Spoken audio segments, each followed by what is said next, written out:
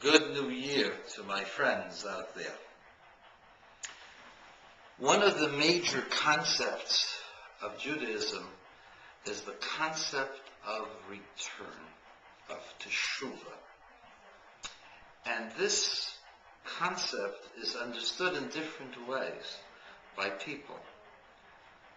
First concept is that I was doing something that wasn't appropriate, or I wasn't doing as much as I should have, and now I am putting myself in a different position. I have changed the way I do things. I am no longer doing the things that I was doing before. And as a result of that, I've learned to control myself from avoiding those things, that aren't necessary, that are against God or against the Torah. And I've learned to avoid them, and I now have grown from that. And I have learned to be a better person. And that's the concept of teshuvah, that I have overcome my inadequacies as a Jew and as a person. That's the first level. Second level is that I have learned the meaning and the importance of things. I have realized that the things that I was doing were totally empty and wasteful. And I am embarrassed that I have ever engaged in those kinds of things. And actually, I've gone above that. I no longer will be involved in that kind of activity because it is too demeaning for the type of person that I am. Second level. Third level is that I am a Jew that's connected to God.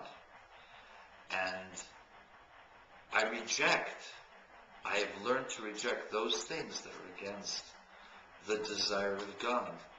I cannot and will never, ever get involved in those things that separate me from my Creator, because those are things that are harmful, not only for me, but for the whole world and for you.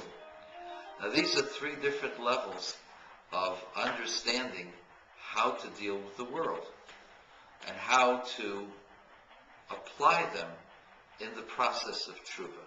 The first is avoidance. I go around the problem. I've learned to overcome the temptation, and I've gone away from the temptation. The second level, I've gone above it. The third level, there is no temptation at all. I will never, ever be tempted again to do that which is against the will of God. I don't want to be away and separated from God at all. This is the concept of teshuvah from the Hasidic perspective.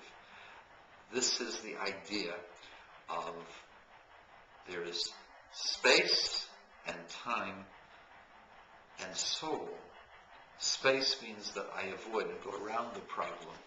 Time means that I go above the problem. And soul means that there is no problem. That really there is no way that the Jew can actually be tempted to do that which is against God's will.